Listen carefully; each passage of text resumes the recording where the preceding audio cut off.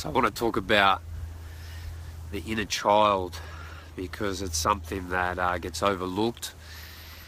It's something that can be deemed as woo-woo and too out there, and it's absolutely necessary for people that have had a wounded child growing up, and that's probably most of us in some capacity have had our inner child somewhat discouraged. So, visualizing and meditation is the best way to access the inner child. You have to get quiet, set some sacred space to really stop thinking. You're not going to think your way to meeting your inner child, that's for sure. It's the meditation, visualization space that you've got to create. And then you've got to invite and take awareness to how you're feeling, and then take it one step further and open dialogue to your inner child. And the best way, I think, to do that is by reliving memories of the inner child being wounded, because that's where you'll gain a direct visualization of the wounded child, your inner child.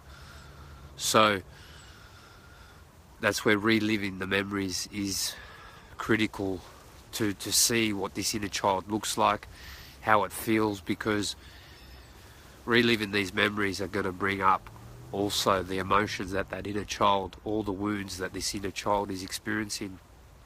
And if you don't open dialogue with your inner child, you don't make space to let it express itself, the wounded inner child has a big hold on how you see the world today. It's that inner child that leaves you in fear, guilt, shame, whatever it is that it feels. And that you now wear glasses, filters of fear and guilt and shame, because the inner child is your subconscious. That is literally your subconscious. So, every encounter you have is going to come from a place of fear, guilt and shame on some level, which is not a good place to live, because you're going to get red lights. You're going to get red lights, you're going to self-sabotage yourself from becoming the best version of yourself. Life is just going to be tough. Using Osho's analogy of life in the river is that you'll be attached to this subconscious pattern, so you won't flow with life, the river.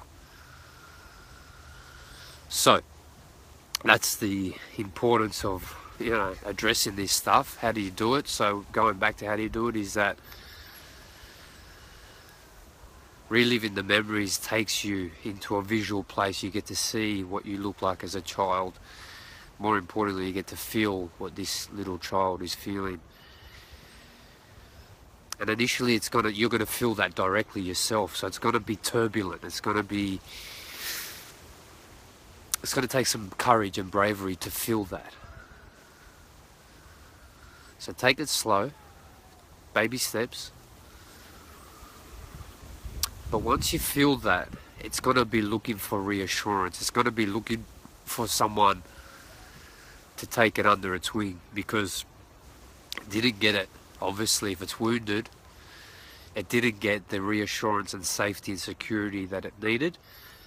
And that's where you come in now as an adult, the bigger version of yourself. Go in and give this safety, security and love to this inner child, your inner child, you, a little version of you inside you.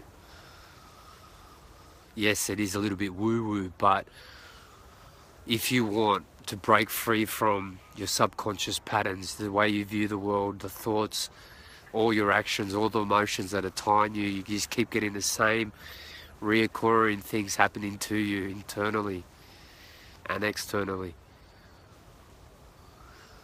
It's going to take you to comfort and let your inner child express itself and shake out what it needs to shake out.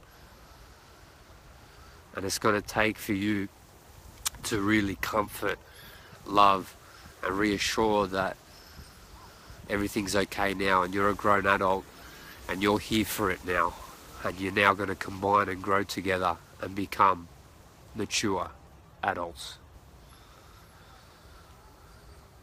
Has to be a priority, doesn't happen overnight. It's just one of those practices that you have to do until your inner child feels safe.